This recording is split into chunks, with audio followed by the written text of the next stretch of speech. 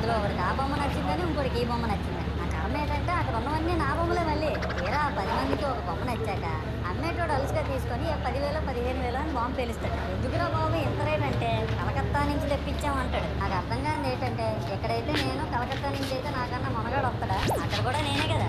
ఇలా నన్ను బజార్లో పెట్టి బేరం ఆడి నా మొహానికి ముసుగేసి వ్యాన్ ఎక్కిస్తాడు. ఆ వ్యాన్ డ్రైవర్ గాడు నేను ఉన్నానని కూడా చూడకుండా ఏదో ఆలోచించుకుంటూ డ్రైవ్ చేస్తా గంటల్లో గడ్డి గుబి మన తీసి నా కాల్లో చెయ్యి ఎరగొట్టాను. ఈ విషయం చందాలు ఇచ్చిన చిన్నోళ్ళకి తెలిస్తే మళ్ళీ ఇరిగిపోయిన బొమ్మ పెట్టకూడదని ఏ బొమ్మ రాసి కవర్ చేపిస్తాను.